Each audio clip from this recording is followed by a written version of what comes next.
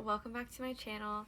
In this video, I will be reading aloud the book The Go-Getter by Peter Kayne. I'll be reading from my laptop here. It's 40 pages. It's not that big of a book, but it will be at least 40 minutes, this video. But this is a story that tells you how to be one. All right, let's get right into it. This book is dedicated to the memory of my dead chief, Brigadier. I know how to read, but I know how to read that word. General Leroy S. Leon, sometime commander of the 65th Field Artillery Brigade, 40th Division, United States Army. He practiced and preached a religion of loyalty to the country and the appointed task, whatever it might be. All right, Chapter 1. Mr. Alden P. Ricks, known in the Pacific Coast wholesale lumber and shipping circles as Cappy Ricks, had more troubles than a hen with ducklings. He remarked as much to Mr. Skinner, president and general manager of the Ricks Lodging and Lumbering Company, the corporate entity which represented Cappy's vast lumber interests, and he fairly barked the information at Captain Matt Peasley, his son-in-law, and also president and manager of the Blue Star Navigation Company, another corporate entity which represented the Ricks' interest in the American Mercantile Marine. Mr. Skinner received this information in silence. He was not related to Cappy Ricks, but Matt Peasley sat down, crossed his legs, and matched glares with his mercurial father-in-law. "You have troubles," he jeered, with emphasis on the pronoun. "Have you got a misery in your back, or is Herbert Hoover the wrong man for Secretary of Commerce?" "Stow your sarcasm, young feller," Cappy shrilled. "You know Dad blamed well. It isn't a question of health or politics. It's a fact that in my old age I find myself totally surrounded by the choicest aggregation of mental duds since Ajax defied the lightning." "Meaning whom?" "You and Skinner." "Why? What have we done?" "You argued me into taking on the management of 25 of those infernal shipping board freighters, and no sooner do we have them allocated to us than a near panic hits the country. Freight rates glow to glory, marine engineers go on strike, and every infernal young whelp we send out to take charge of one of our offices in the Orient promptly gets the swelled head and thinks he's divinely ordained to drink up all the synthetic Scotch whiskey manufactured in Japan for the benefit of thirsty Americans. In my old age, you two have forced us into the position of having to fire folks by cable. Why? Because we're breaking into a game that can't be played on the home grounds. A lot of our businesses is so far away we can't control it." Matt Peasley leveled an accusing finger at Cappy Ricks. "We never argued you into taking over the management of those freight shipping boats. We argued me into it. I'm the goat. You have nothing to do with it. You retired 10 years ago. All the troubles in the marine end of this shop belong on my capable shoulders, old settler." "Theoretically, yes. Actually, no. I hope you do not expect me to abandon mental as well as physical effort. Great wappus cats. Am I to be denied a sentimental interest in matters where I have a controlling financial interest? I admit you two boys are running my affairs, and ordinarily you run them rather well, but what's the matter with you, Matt, and you also, Skinner? If Matt makes a mistake, it's your job to remind him of it before the results manifest themselves, is it not? And vice versa. Have you two boobs lost your ability to judge men, or did you ever have such ability?" "You're referring to Henderson of the Shanghai office, I dare say," Mr. Skinner cut in. "I am, Skinner, and I'm here to remind you that if we'd stuck to our own game, which is coast-wise shipping, and had left the Trans-Pacific fields with its general cargoes to others, we wouldn't have any Shanghai office at this moment, and we would not be pestered by the Hendersons of this world." He's the best lumber salesman we've ever had," Mr. Skinner defended. "I had every hope he would send us orders for many a cargo for Asiatic delivery. And he had gone through every job in this office, from office boy to sales manager in the lumber department, and from freight clerk to passenger agent in the navigation company," Matt Peasley supplemented. I admit all of that. But did you consult me when you decided to send him out to China out on his own? Of course not. I'm boss of the Blue Star Navigation Company, am I not? The man was in charge of the Shanghai office before you ever opened your mouth to discharge your cargo of free advice. I told you then that Henderson wouldn't make it good, didn't I? You did. And now I have an opportunity to tell you the little tale you didn't give me an opportunity to tell you before you sent him out. Henderson was a good man, a crackerjack man, when he had a better man over him. But I've been 20 years reducing a tendency on the part of that fellow's head to bust his hat band. And now he's gone south with 130,000 taels of our Shanghai's bank account. Permit me to remind you, Mr. Ricks, Mr. Skinner cut in coldly, that he was bonded to the extent of $250,000. Not a peep out of you, Skinner. Not a peep. Permit me to remind you that I'm the little genius who placed that insurance unknown to you and Matt. And I recall now that I was reminded by you, Matthew, my son, that I had retired 10 years ago, and please, would I quit interfering in the eternal administration of your office. Well, I must admit your farsightedness in that instance will keep the Shanghai office out of the red ink this year, Matt Peasley replied. However, we face this situation, Cappy. Henderson has drunk and gambled and signed chits in excess of his salary. He hasn't attended to business, and he's capped his inefficiency by absconding with our bank account. We couldn't foresee that. When we send a man out to the Orient to be our manager there, we have to trust him all the way or not at all.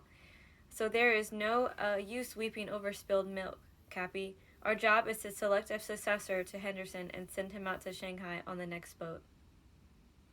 Oh, very well, Matt, Cappy replied magnanimously. I'll not rub it into you, I suppose. I'm far from generous, balling you out like this. Perhaps when you're my age and have a lot of mental and moral cripples nip you and draw blood as often as they've drawn it on me, you'll be a better judge than I of most worthy of the weight of responsibility. Skinner, have you got a candidate for this job? I regret to say, sir, I have not. All of my men in my department are quite young, too young for the responsibility. What do you mean, young? Cappy blazed. Well, the only man I would consider for the job is Andrews, and he is too young, about 30, I should say. About 30, eh? Strikes me you were about 28 when I threw $10,000 a year at you in actual cash and a couple of $1 million worth of responsibility. Yes, sir, but then Andrews has never been tested. Skinner, Cappy interrupted in his most awful voice, it's a constant source of amazement to me why I'll refrain from firing you. You say Andrews has never been tested? Why hasn't he been tested? Why are we maintaining untested material in this shop, anyhow? Hey, answer me that. Tut, tut, tut. Not a peep out of you, sir. If you had done your Christian duty, you would have taken a year's vacation when lumber was selling itself in 1919 and 1920, and you would have left Andrews sitting in at your desk to see the sort of stuff he's made of. It's a mighty lucky thing I didn't go away for a year, Skinner protested respectfully, because the market broke like that, and if you don't think we have to hustle to sell sufficient lumber to keep our own ships busy, frightening it... Skinner, how dare you contradict me? How old it was Matt Peasley when I turned over the Blue Star Navigation Company to him? Lock, stock, and barrel. Why, he wasn't even 26 years old, Skinner. You're a doo-doo. The killjoys like you have straddled the neck of industry and throttled it with absurd theories that a man's back must be bent like an ox-bow and his locks snowy white before he can be entrusted with responsibility and a living wage. Have caused all of our wars and strikes. This is a young man's world, Skinner. You don't ever forget that. The go-getters of this world are under 30 years of age, Matt, he concluded, turning to his son-in-law. What do you think of Andrews for that Shanghai job? I think he'll do. Why do you think he'll do? Because he ought to. He's been with us long enough to have acquired sufficient experience to enable him. Has he acquired the courage to tackle the job, Matt? Cappy interrupted. That's more important than this doggone experience you and Skinner pate so much about. I know nothing of his courage. I assume that he has force and initiative. I know he has a pleasing personality. Well, before you send him out, we ought to know whether or not he has force and initiative. Then, quoted Matt Peasley, rising, I wash my hands of the job of selecting Henderson's successor. You butted in, so I should suggest you name the lucky man. Yes, indeed, Skinner agreed. I'm sure it's quite beyond my poor abilities to uncover Andrew's force and initiative on such notice.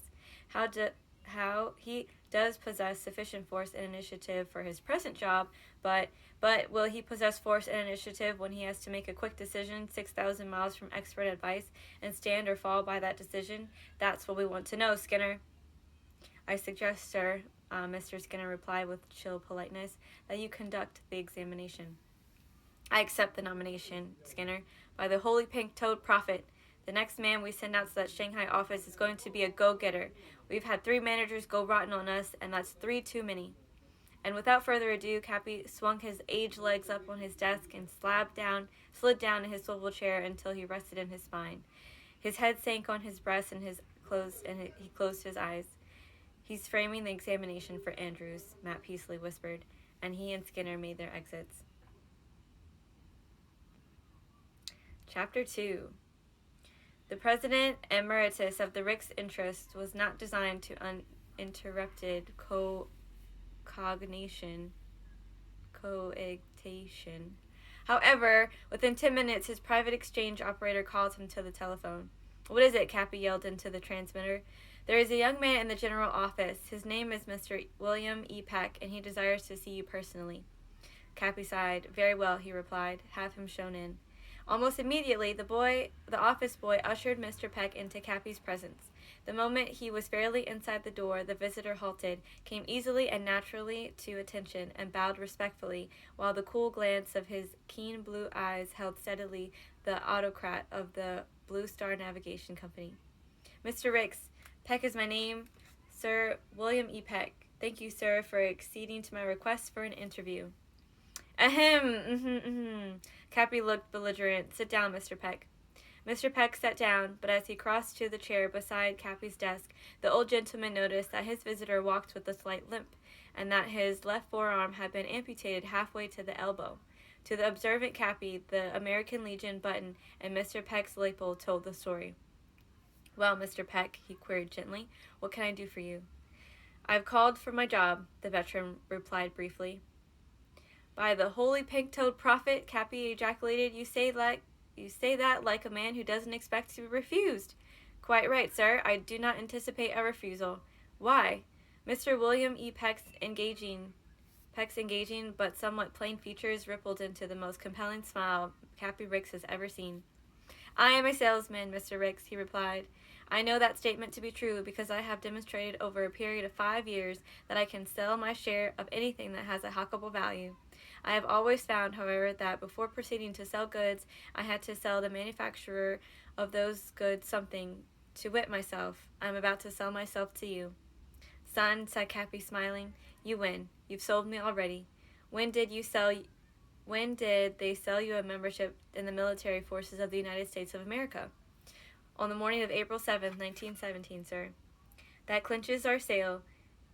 I soldiered with the Knights of Columbus at Camp Kearney myself, and when they refused to let me go abroad with my division, my heart was broken, so I went over the hill. That little touch of the language of the line appeared to warm Mr. Peck's heart considerably, establishing at once a free masonry between them. I was with the Portland Lumber Company, selling lumber in the Middle West before the war, he explained. Uncle Sam gave me my sheepskin at Letterman General Hospital last week, and half disability on my $10,000 worth of government assurance. Winning my wing was a mere trifle, but my broken leg was a long time mending, and now it's shorter than it really ought to be, and I developed pneumonia with influenza, and they found some TB indications after that. I've been at the government tuberculosis hospital at Fort Bayard, New Mexico for a year. However, what's left of me is certified to be sound. I've got 5 inches chest expansion, and I feel fine. Not at all blue or discouraged, Cappy hazarded. Oh, I got off easy, Mr. Ricks. I have my head left and my right arm. I can think and I can write, and if one of those of my wheels is flat, I can hike longer and faster than an older man the most. Got a job for me, Mr. Ricks? No, I haven't, Mr. Peck. I'm out of it, you know. Retired 10 years ago. This office is merely a headquarters for social frivolity, a place to get my mail and mill over the gossip of the street. Our Mr. Skinner is the chap you should see. I have seen Mr. Skinner, sir, the erstwhile warrior replied, but he wasn't very sympathetic. I think he jumped to the conclusion that I was attempting to trade him my empty sleeve. He informed me that there wasn't sufficient business to keep his present staff of salesmen busy, so then I told him I'd take anything from stenographer up. I'm the champion one-headed typist of the United States Army. I can tally lumber and bill it. I can keep books and answer the telephone. No encouragement, eh? No, sir. Well now, son, Cappy informed his cheerful visitor confidently. You take my tip and see my son-in-law, Captain Peasley. He's high, low, and jack in the game in the shipping end of our business. I have also interviewed Captain Peasley. He was very kind. He said he felt that he owed me a job, but business is so bad he couldn't make a place for me. He told me he is now carrying a dozen ex-servicemen merely because he hasn't the heart to let them go, and I believe him. Well, my dear boy, my dear young friend, why did you come to me? Because, Mr. Peck replied smilingly, I want you to go over their heads and give me a job. I don't care a hoot what it is, provided I can do it. If I can do it, I'll do better than it was ever done before, and if I can't do that, I'll quit to save you the embarrassment of firing me. I'm not an object of charity, but I'm scarcely the man I used to be, and I'm 4 years behind the procession, and I have to catch up. I have the best of references. I see you have, Cappy cut in blandly and pressed the push button on his desk. Mr. Skinner entered. He glanced disapprovingly at William E. Peck and then turning inquiring eyes towards Cappy Ricks. Skinner, dear boy, Cappy purred amiably, I've been thinking over the proposition to send Andrews out to the Shanghai office, and I've come to this conclusion. We'll have to take a chance. At the present time, that office is in charge of a stenographer, and we've got to get a manager on the job without further loss of time. So I'll tell you what we'll do. We'll send Andrews out on the next boat, but inform him that his position is temporary.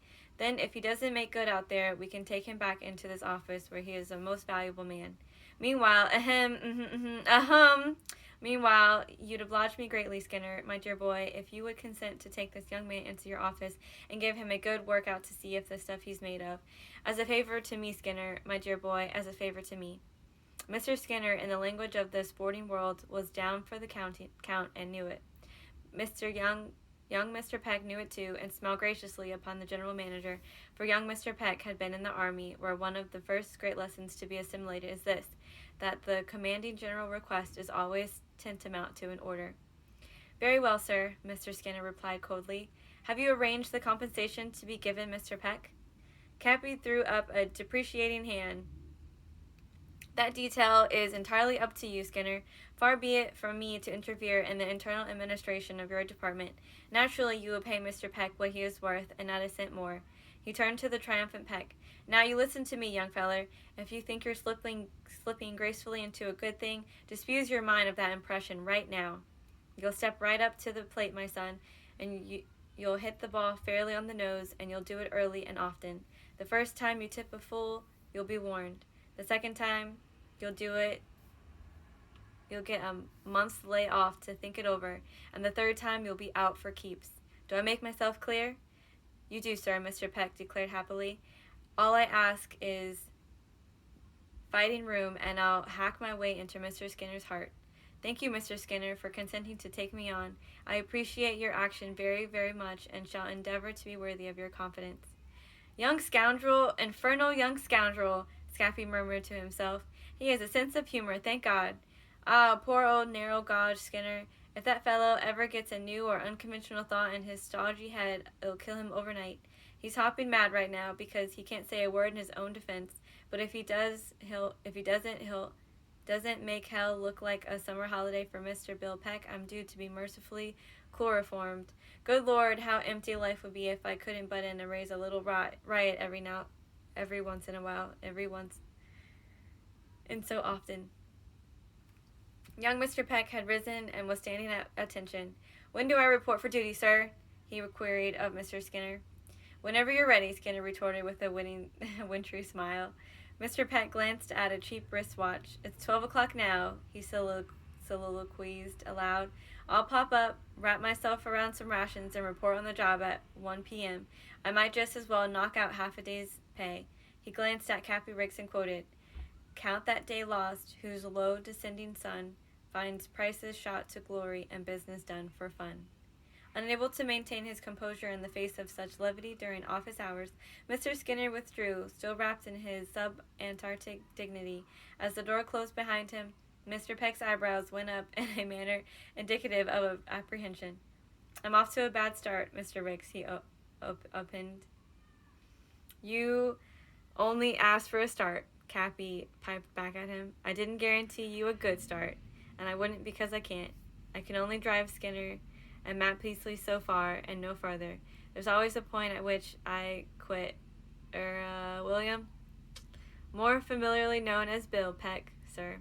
"Very well, Bill." Cappy slid out to the edge of the chair and peered at Bill Peck balefully over the top of his spectacles. "I'll have my eye on you, young feller," he shrilled. "I freely acknowledge our indebtedness to you, but the day you get the notion in your head that this office is an old soldier's home—" He paused thoughtfully. "I wonder what Skinner will pay you," he mused. "Oh well," he continued, "whatever it is, take it and say nothing, and when the amount is propitious and proved you've earned it, I'll intercede with the danged old relic and get you a raise." "Thank you very much, sir. You are most kind. Good day, sir." And Bill Peck picked up his hat and limped out of the presence. Scarcely had the door closed behind him that Mr. Skinner re-entered Cappy Rick's lair. He opened his mouth to speak, but Cappy silenced him with an imperious finger.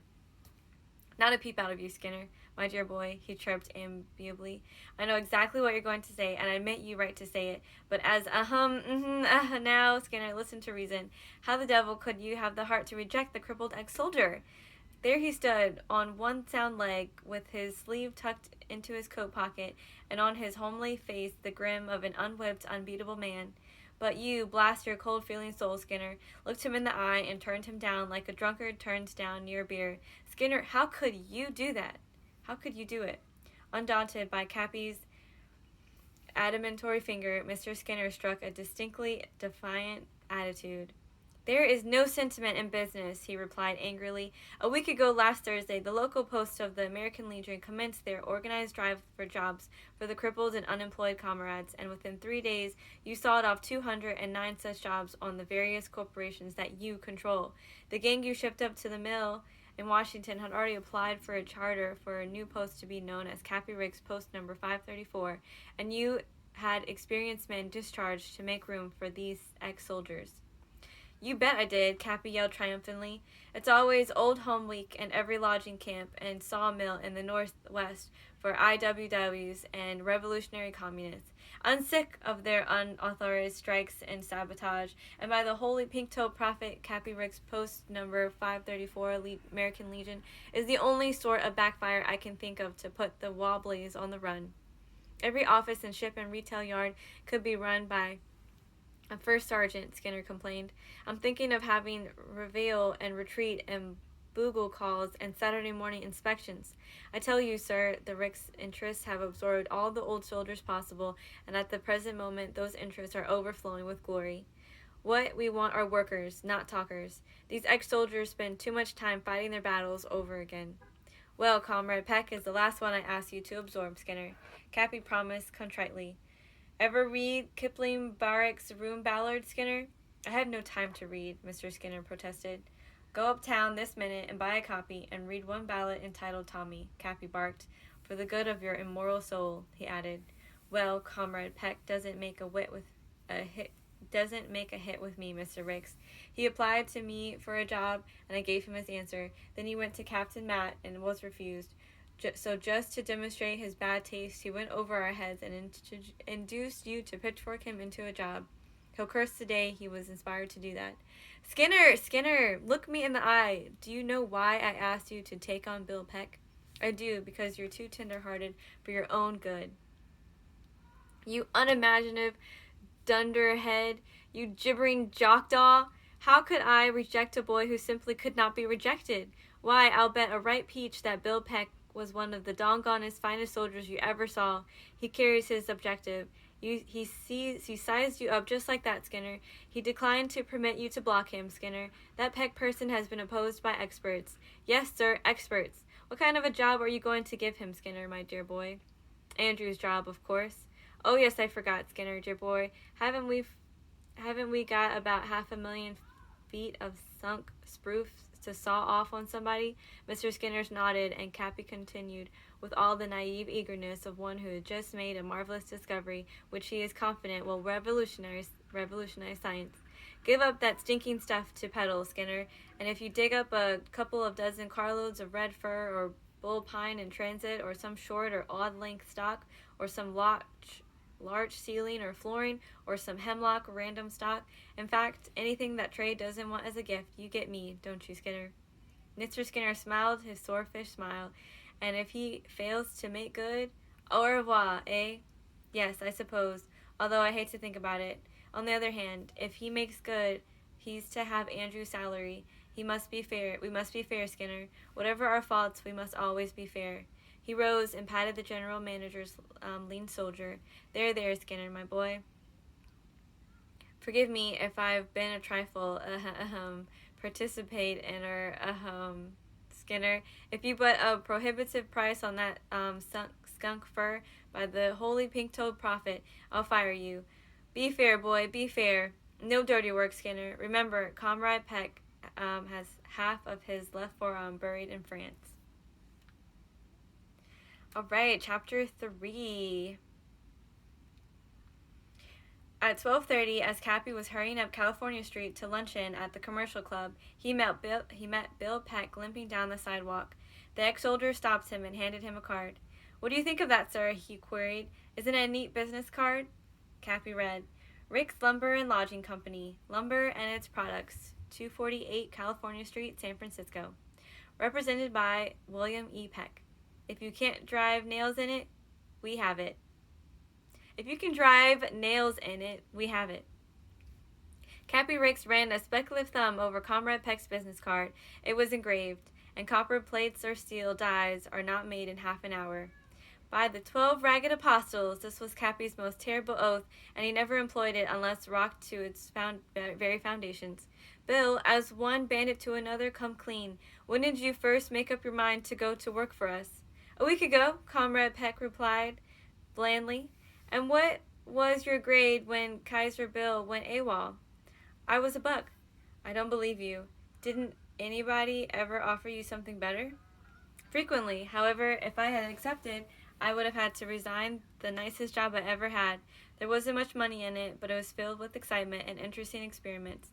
I used to disguise myself as a Christmas tree or a boxcar and pick off German sharpshooters. I was known as Peck's bad boy. I was often tempted to quit, but whenever I'd reflect on the number of American lives I was saving daily, a commission was just a scrap of paper to me. If you'd ever started in any other branch of the service, you'd have run John J. Pershing's down to Lance Corporal. Bill, listen, have you ever had any experience selling skunk spruce? Comrade Peck was plainly puzzled. He shook his head. What sort of stock is it? He asked.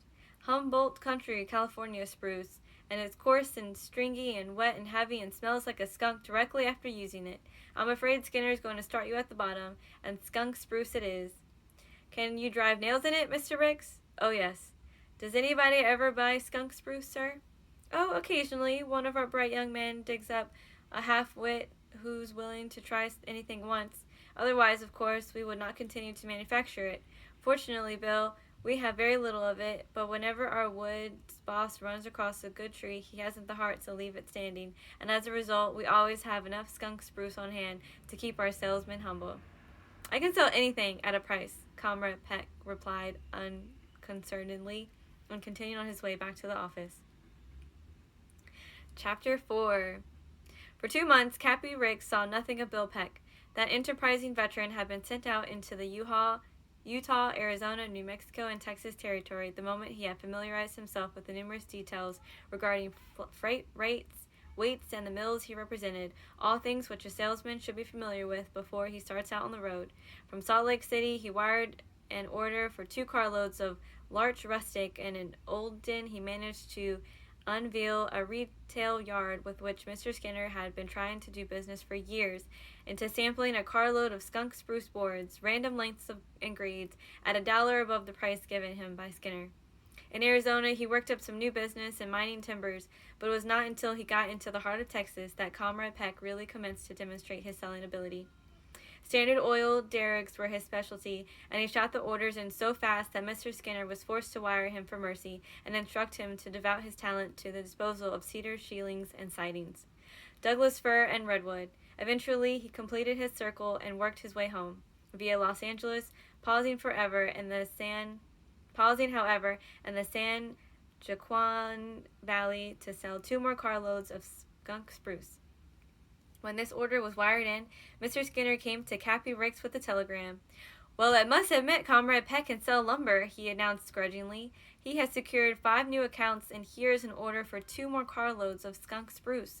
I'll have to raise his salary about the first of the year." "My dear Skinner, why the devil wait until the first of the year? Your pernicious habit of deferring the inevitable parting with money has cost us the services of more than one good man. You know you have to raise Comrade Peck's salary sooner or later, so why not do it now and smile like a dentifrice advertisement while you're doing it?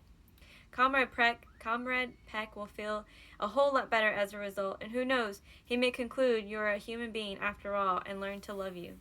"Very well, sir. I'll give him the same salary Andrews was getting before Peck took over his territory." "Skinner, you make it impossible for me to refrain from showing you who's boss around here. He's better than Andrews, isn't he?" "I think he is, sir." "Well then, for the love of a square deal, pay him more, and pay it to him from the first day he went to work. Get out, you make me nervous. By the way, how is Andrews getting along in his Shanghai job?" "He's helping the cable company pay its income tax. Cables about 3 times a week on matters he should decide for himself. Matt Peasley is disgusted with him." "Ah, well, I'm not disappointed. And I suppose Matt will be in here before long to remind me that I was the bright boy who picked Andrews for the job. Well, I did, but I call upon you to remember, Skinner, when I'm assailed, that Andrews' appointment was temporary." "Yes, sir, it was." "Well, I suppose you'll have to cast about for a successor and beat Matt out of his cheap 'I told you so' triumph. I think Comrade Peck has some of the earmarks of a good manager for our Shanghai office, but I'll have to test him a little further."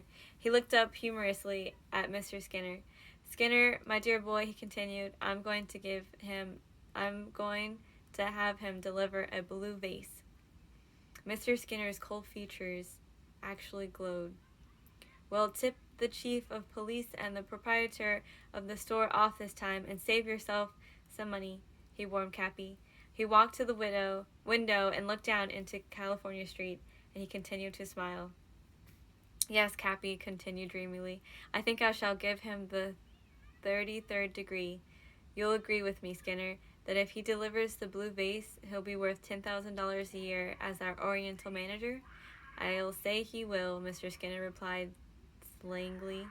"Very well, then, arrange matters, Skinner, so that he will be available for me at 1 o'clock a week from Sunday. I'll attend to the other details."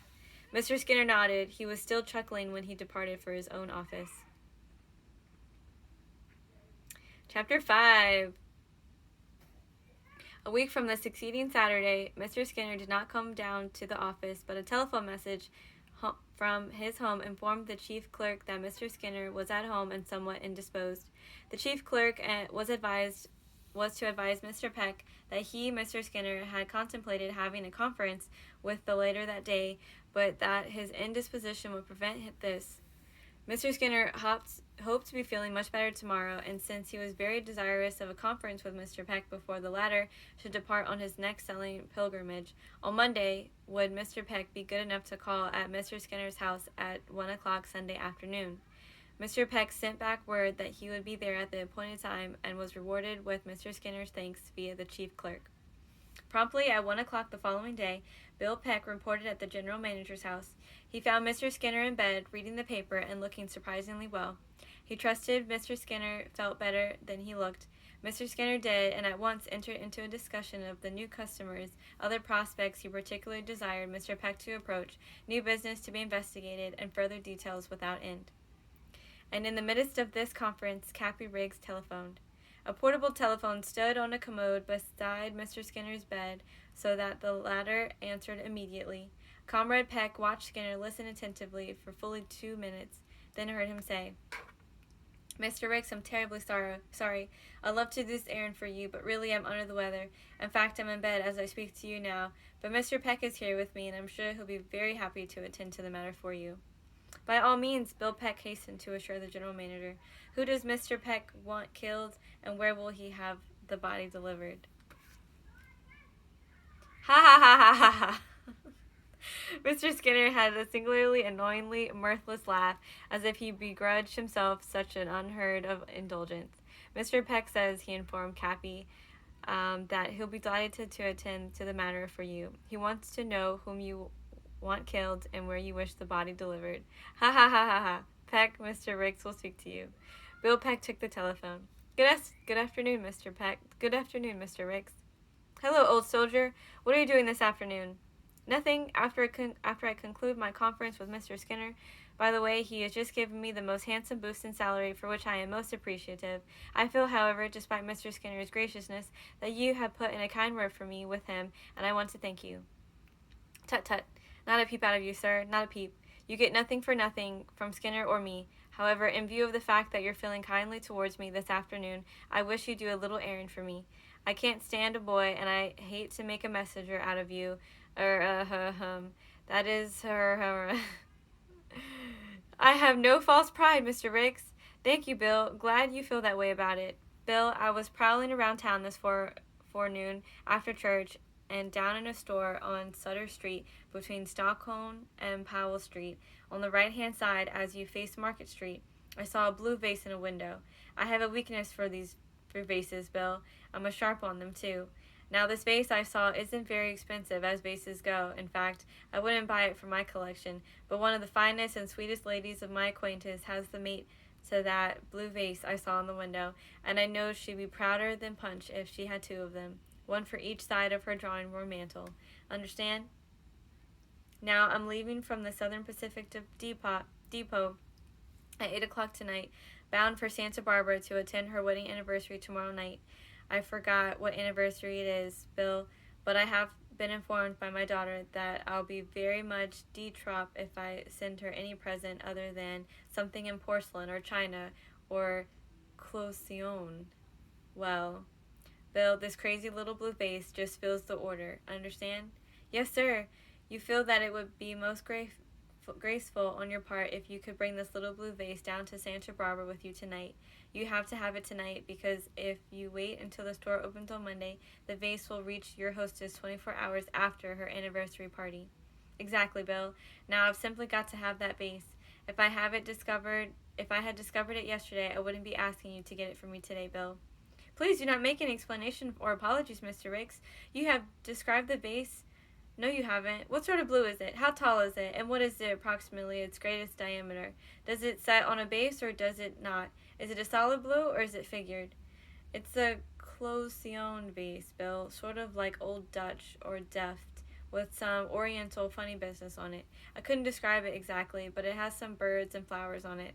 It's about 1 foot tall and 4 inches in diameter and sets on a teak wood base. Very well, sir, you shall have it. And you'll deliver it to me in stater room A, car 7, aboard the train at 3rd and Townsend Streets at 7:55 tonight? Yes, sir.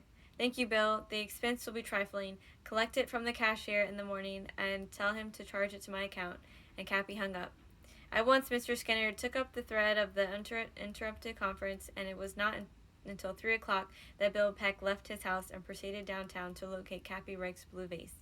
He proceeded to the block in Sutter Street between Stockholm and Powell Streets, and although he walked patiently up one side of the street and down the other, not a single vase of any description showed up in any window shop. Nor could he find a single shop where such a vase as Cappy had described might perchance be displayed for sale. I think the old boy had erred in the coordinates of the target, Bill Peck concluded, or else I misunderstood him. I'll telephone his house and ask him to repeat them. He did, but nobody was at home except a Swedish maid, and all she knew was that Mr. Ricks was out and the hour of his return was unknown. So Mr. Peck went back to the Sutter Street and scoured once more every shop window in the block. Then he scouted 2 blocks above Powell and 2 blocks below Stockholm. Still, the blue vase remained invisible. So he transferred his search to a corresponding area on Bush Street, and when that failed, he went painstakingly over floor blocks of Paw Street. He was still without results when he moved 1 block further west and 1 further south, and discovered the blue vase in a huge plate glass window of the shop on Greary Street near Grant Avenue. He surveyed it critically and was convinced that it was the object he sought. He tried the door, but it was locked, as he had anticipated it would be, so he kicked the door and raised an infernal racket, hoping against hope that the noise might bring a watchman from the rear of the building. In vain, he backed out to the edge of the sidewalk and read the sign over the door. B. Cohen's Art Shop. This was a start, so Mr. Peck limped over to the Palace Hotel and procured a telephone directory. By actual count, there were 19 Bill Cohens scattered throughout the city, so before commencing to call the 19, Bill Peck borrowed the city directory from the hotel clerk and scanned it for the particular B. Cohen who owned the art shop. His search availed him nothing. B. Cohen was listed as an art dealer at the address where the blue vase reposed in the show window. That was all. I suppose he's a commuter, Bill Peck concluded, and at once proceeded to procure directories of the adjacent cities of Berkeley, Oakland, and Alameda. They were not available, so in despair he charged $1 into 5-cent pieces, sought a telephone booth, and commenced calling up all the Bill Cohens in San Francisco. Of the 19, 4 did not answer. 3 were temporarily disconnected. 6 replied in Yiddish. 5 were not the Bill Cohen he sought, and 1 swore he was Irish and that his name was spelled Cohen and pronounced with an accent on both syllables, Cohan. The B. Cohen residents in Berkeley, Owen, Alameda, San Rafael, Salito, Mill Valley, San Mateo, Redwood City, and Palo Alto were next telephoned to, and when this long and expensive task was done, ex-private Bill Peck emerged from the telephone booth, wringing wet with perspiration and as irritable as a chuckling hen. Once outside the hotel, he raised his haggard face to heaven and dumbly queried at the Almighty what he meant by saving him from quick death on the field of honor, only to condemn him to be talked to death by Bill Cohens in civil life. It was now 6 o'clock. Suddenly, Peck had an inspiration. Was the name spelled Cohen, or Cohen? If I have to take a Jewish census again tonight, I'll die, he told himself desperately, and went back to the art shop. The sign read, B. Cohen's Art Shop. I wish I knew a bootlegger's joint, poor Beck complained. I'm pretty far gone, and a little wood alcohol couldn't hurt me much now. Why, I could have sworn the name was spelled with an E. It seems to me I noted that particularly. He went back to the telephone booth and commenced calling up all the B. Cohens in town. There were 8 of them, and 6 of them were out. 1 was maudlin with liquor, and the other was very deaf and shouted unintelligibly. Peace hath its barbarities no less than war, Mr. Peck sighed. He changed a $20 bill into nickels, dimes, and quarters, returned to the hot, ill-smelling telephone booth, and proceeded to lay down a barrage of telephone calls to the B. Cohens of all towns of any importance contiguous to San Francisco Bay. And he was lucky. On the 6th call, he located the particular B. Cohen in San Rafael, only to be informed by Mr. Cohen's cook that Mr. Cohen was dining at the home of a Mr. Simmons in Mill Valley. There were 3 Mr. Simmons in Mill Valley, and Peck called them all before connecting with the right one. Yes, Mr. B. Cohen was there, who wished to speak with him. Mr. Heck? Oh, Mr. Lake? A silence. Then Mr. Cohen says he doesn't know any Mr. Lake and wants to know the nature of your business. He is dining and doesn't like to be disturbed unless the matter is of grave importance. Tell him Mr. Peck wishes to speak with him on a matter of a very great importance, wailed the ex-private. Mr. Metz? Mr. Ben Metz? No, Peck. P-E-C-K. D-E-C-K? No, P. C? P. Oh, yes, E. E what? E-C-K. Oh, yes, Mr.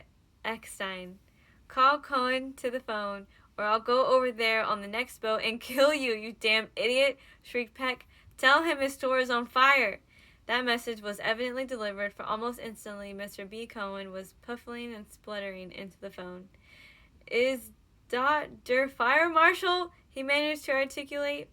Listen, Mr. Cohen, your store is not on fire, but I had to say so in order to get you to the telephone. I am Mr. Peck, a total stranger to you. You have a blue vase in your shop window on Brewery Street in San Francisco. I want to buy it, and I want to buy it before 7:45 tonight. I want you to come across the bay and open the store and sell me that vase. Such a business! What, you think I am? Crazy? No, Mr. Cohen, I do not. I am the only crazy man talking. I'm crazy for that vase, and I've got to have it right away. You know what that vase costs? Mr. B. Cohen's voice dripped syrup. No, I don't give a hoot what it costs. I want what I want, when I want it. Do I get it? Well, let me see. What time is it? A silence while Mr. Bowen evidently looked at his watch. It's now 6:45. Mr. Eckstein, under next drain from Mill Valley, don't leave until 8 o'clock. Dot will get me to San Francisco at 8:50, and I am dining with me friends. Half just finished my soup. To hell with your soup! I want that blue vase. Well, I tell you, Mr. Eckstein, if you got to have it, call up my head salesman, Herman Joost, in der Chilton Apartments, Prospect 3249, and tell him I said he should come down right away quick, and sell you the blue vase. Goodbye, Mr. Eckstein. Mr. B hung up. Instantly, Peck called Prospect 3249 and asked for Herman Jost. Mr. Jost's mother answered. She was desolate because Herman was not at home, but vouched the information that he was dining at the country club. Which country club, she did not know. So Peck procured from the hotel clerk a list of the country clubs in and around San Francisco and started calling them up.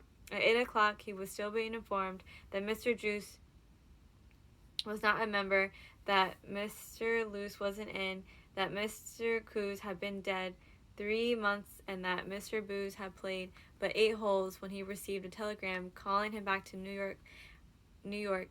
At the other clubs, Mr. Jost was unknown. Licked, murmured Bill Peck, but never let it be said that I didn't go down fighting. I'm going to heave a brick through that show window, grab the vase, and run with it. He engaged a taxicab and instructed the driver to wait for him at the corner of Drury and Stockton Streets.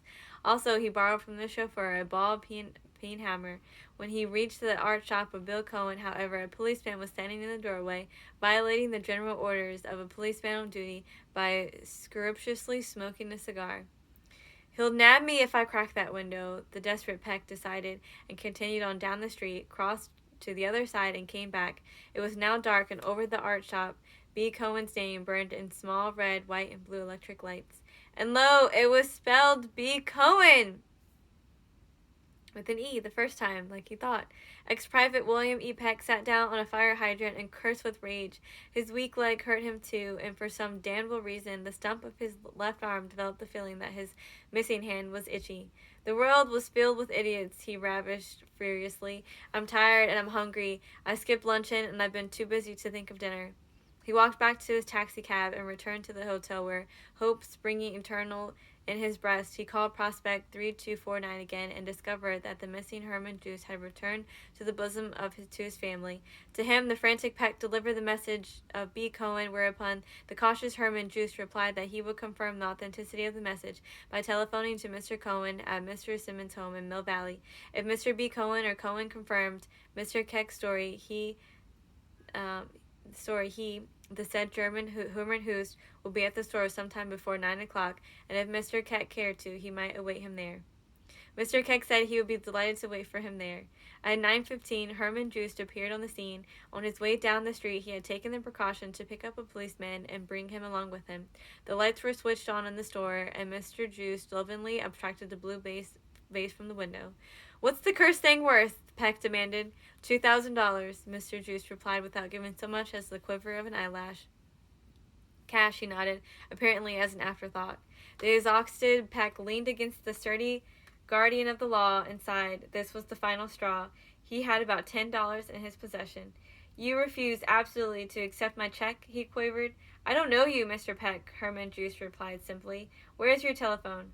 Mr. Juice led Peck to the telephone, and the latter called up Mr. Skinner. Mr. Skinner, he announced, this is all that is mortal of Bill Peck speaking. I've got the store open, and for $2,000 cash I can buy the blue vase Mr. Rex has set his heart upon. Oh, Peck, dear fellow, Mr. Skinner purred sympathetically. Have you been all this time on that errand? I have, and I'm going to stick on the job until I deliver the goods. For God's sake, let me have $2,000 and bring it down to me at B. Cohen's art shop on Drury Street near Grant Avenue. I'm too utterly exhausted to go up after it. My dear Peck, I haven't $2,000 in my house. That is too great a sum of money to keep on hand. Well then, come downtown, open up the office safe, and get the money for me. Time lock on the office safe, Peck. Impossible. Well then, come downtown and identify me at hotels and cafes and restaurants so I can cash my own check. Is your check good, Mr. Peck? The flood of invective which had been accumulating in Mr. Peck's system all the afternoon now broke its bounds. He screamed at Mr. Skinner a blasphemous invitation to betake himself to the lower regions. Tomorrow morning, he promised hoarsely, I'll beat you to death with the stump of my left arm, you miserable, cold-blooded, lazy, shiftless slacker. He called up Cappy Riggs' residence next and asked for Captain Matt Peasley, who he knew made his home with his father-in-law. Matt Peasley came to the telephone and listened sympathetically to Peck's tale of woe. Peck, that's the worst outrage I've ever heard of, he declared. The idea of setting you such a task. You take my advice and forget the blue vase. I can't, Peck panted. Mr. Riggs will feel mightily chagrined if I fail to get the vase to him. I wouldn't disappoint him for my right arm. He's been a dead game sport with me, Captain Peasley. But it's too late to get the vase to him, Peck. He left the city at 8 o'clock, and it is now almost 9:30. I know, but if I can secure legal possession of the vase, I'll get it to him before he leaves the train at Santa Barbara at 6 o'clock tomorrow morning. How? There's a flying school out in the marina of one of the pilots there is a friend of mine. He'll fly to Santa Barbara with me and the vase. You're crazy. I know it. Please lend me $2,000. What for? To pay for the vase. Now I know you're crazy or drunk. Why, if Cappy Riggs ever forgot himself to the extent of paying $2,000 for a vase, he'd bleed to death in an hour. Won't you let me have $2,000, Captain Peasley? I will not, Peck, old son. Go home and go to bed and forget it. Please, you can cash your check. You're known so much better than I, and it's Sunday night. And it's a fine way to keep holy the Sabbath day, Mr. Peasley retorted and hung up. Well, Herman Joost queried, do we stay here all night? Bill Peck bowed his head. Look here, he demanded suddenly. Do you know a good diamond when you see it? I do, Herman Joost replied. Will you wait here until I go to my hotel and get one? Sure. Bill Peck limped painfully away. 40 minutes later, he returned with a platinum ring set with 2 diamonds and sapphires. What are they worth? He demanded. Herman Joost looked the ring over lovingly and appraised it conservatively at $2,500. Take it as security for the payment of my check, Peck pleaded. Give me a receipt for it, and after my check has gone through clearing, I'll come back and get the ring. 15 minutes later, with the blue vase packed in an Excelsior and reposing in a stout cardboard box, Bill Peck entered a restaurant and ordered dinner. When he had dined, he engaged a taxi and was driven to the flying fields at the marina. From the night watchman, he ascertained the address of his pilot friend, and at midnight, with his friend at the wheel, Bill Peck and his blue vase soared up into the moonlight and headed south. An hour and a half later, they landed in a stubble field in the Sanillas Valley, and bidding his friend goodbye, Bill Peck trudged across to the railroad track and sat down. When the train bearing Cappy Riggs came roaring down the valley, Peck twisted a Sunday paper with which he had provided himself into an improvised torch, which he lighted. Standing between the rails, he swung the flapping paper frantically. The train slid to a halt. A brakeman opened a vestibule door, and Bill Peck stepped wearily aboard. What do you mean by flagging this train? The brakeman demanded angrily as he signaled the engineer to proceed. Got a ticket? No, but I've got the money to pay my way, and I flagged this train because I wanted to change my method of travel. I'm looking for a man in stateroom A of car 7, and if you try to block me, there'll be murder done. That's right. Take advantage of your half-portion arm and abuse me, the brakeman retorted bitterly. Are you looking for that little old man with the Henry Clay collar and the white muchin chop whiskers? I certainly am. Well, he was looking for you just before we left San Francisco. He asked me if I had seen a one-armed man with a box under his good arm. I'll lead you to him. A prolonged ringing at Cappy's stateroom door brought the old gentleman to the entrance in his nightshirt. Very sorry to have to disturb you, Mr. Rick, said Bill Peck, but the fact is there were so many Cohens and Cohens and Cohans, and it was such a job to dig up $2,000 that I failed to connect with you at 7:45 last night as per orders. It was absolutely impossible for me to accomplish the task within the time limit set, but I was resolved that you should not be disappointed. Here is the vase, but I am sure I found the right vase. It ought to be. It cost enough and was hard enough to get, so it should be precious enough to form a gift for any friend of yours. Cappy Riggs stared at Bill Peck as if it were The latter were a wrath. By the 12 ragged apostles, he murmured, by the holy pink-toed prophet, we changed the sign on you, and we stacked the cones on you, and we sent a policeman to guard the shop to keep you from breaking the window, and we made you dig up $2,000 on Sunday night in a town where you were practically unknown, and while you missed the train at 8 o'clock, you overtake it at 2 o'clock in the morning and deliver the blue vase. Come in and rest your poor old late game leg, Bill. Brakeman, I'm much obliged to you. Bill Peck entered and slumped wearily down on the set. So it was all a plant, he cracked, and his voice trembled with rage. Well, sir, you're an old man, and you've been good to me, so I do not begrudge you your little joke. But, Mr. Riggs, I can't stand things like I used to. My leg hurts, and my stump hurts, and my head hurts. He paused, chokingly, and the tears of impotent rage filled his eyes. You shouldn't treat me that way, sir, he complained presently. I've been trained not to question orders, even when they seem utterly foolish to me. I've been trained to obey them on time, if possible, but if impossible to obey them anyhow. I've been taught loyalty to my chief, and I'm sorry my chief found it necessary to make a buffoon of me. I haven't had a very good time the past 3 years, and you can't pass your skunk, spruce, enlarged rustic, and short odd length stock to some slacker like Skinner, and you'd better arrange to replace Skinner because he's young enough to take a beating, and I'm going to give it to him, and it'll be a hospital job, sir. Cappy Riggs ruffled Bill Peck's arching head with the paternal hand. Bill, oh boy, it was cruel, damnable cruel, but I had a big job for you, and I had to find out a lot of things about you before I entrusted you with the job, so I arranged to give you the degree of the blue vase, which is the supreme test of a go-getter. You thought you carried into the stateroom a $2,000 vase, but between ourselves, what you really carried in was a $10,000 job as our Shanghai manager. Well, what?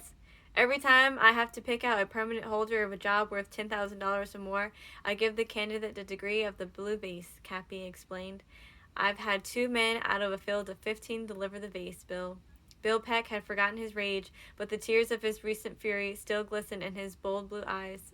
Thank you, sir. I forgive you, and I'll make good in Shanghai. I know you will, Bill. Now tell me, son, weren't you tempted to quit when you discovered the almost insuperable obstacles I'd placed in your way? Yes, sir, I was. I wanted to commit suicide before I'd finished telephoning all the COHENS in the world. And when I started on the COHNS, well, it's this way, sir. I just couldn't quit because there would have been disloyal to a man I once knew. Who was he? Cappy demanded, and there was an awe in his voice. He was my brigadier, and he had a brigade motto, "It shall be done." When the divisional commander called him up and told him to move forward with his brigade and occupy a certain territory, our brigadier would say, "Very well, sir, it shall be done." If any officer in his brigade showed signs of flunking his job because it appeared impossible, the brigadier would just look at him once, and then that officer would remember the motto and go and do his job or die trying. In the army, sir, the esprit de corps doesn't bubble up from the bottom. It filters down from the top. An organization is what its commanding officer is, neither better nor worse. In my company, when the top sergeant handed out a week of kitchen police to a buck, the buck was out of luck. If he could muster a grain and say, "All right, sergeant, it shall be done." The brigadier sent for me once and ordered me to go out and get a certain German sniper. I've been pretty lucky. Some days I got enough for a mess, and he'd heard of me. He opened a map and said to me, "Here's about where he holes up. Go get him, Private Peck." Well, Mr. Peck's, I snapped into it and gave him a rifle salute, and said, "Sir, it shall be done," and I'll never forget the look that man gave me. He came down to the field hospital to see me after I'd walked into one of those Austrian 88s. I knew my left wing was a total loss, and I suspected my left leg was about to leave me, and I was downhearted and wanted to die. He came and buckled me up. He said, "Why, Private Peck, you aren't half dead. In civil life, you're going to be worth half a dozen lives won, aren't you?" But I was pretty far gone, and I told him I didn't believe it. So he gave me a hard look and said, "Private Peck will do his utmost to recover, and as a starter he will smile." Of course, putting it all in the form of an order, I had to give him the usual reply. So I grinned and said, "Sir, it shall be done." He was quite a man, sir, and his brigade had a soul. His soul. I see, Bill. And his soul still goes marching on, eh? Who was he, Bill? Bill Peck named his idol. By the 12 ragged apostles, there was an awe in Cappy Rick's voice. There was reverence in his faded old eyes. Son, he continued gently, 25 years ago, your brigadier was a candidate for an important job in my employ, and I gave him the degree of the blue vase. He couldn't get the vase legitimately, so he threw a cobblestone through the window, grabbed the vase, and ran a mile and a half before the police captured him.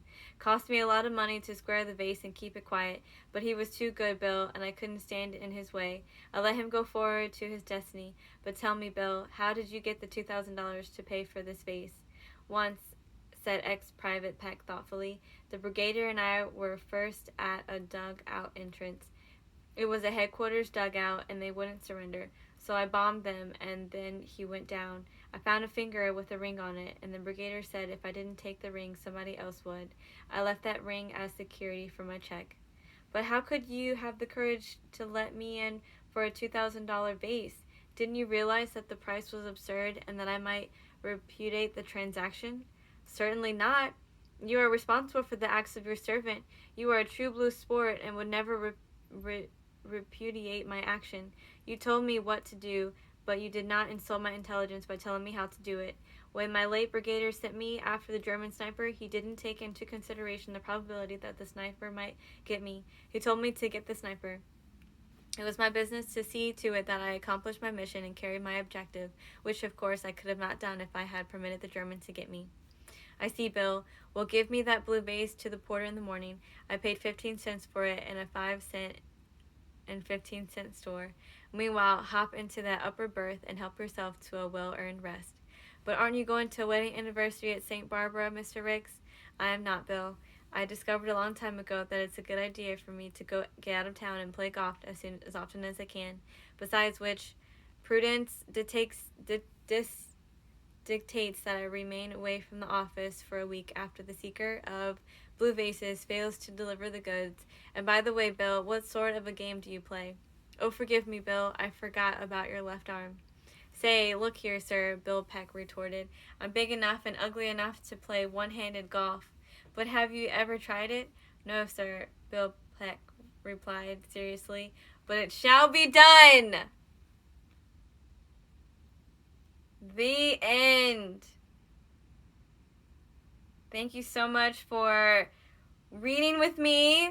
That was The Go-Getter by Peter Kayne. Let me know what you think. Thank you so much. Have a good one.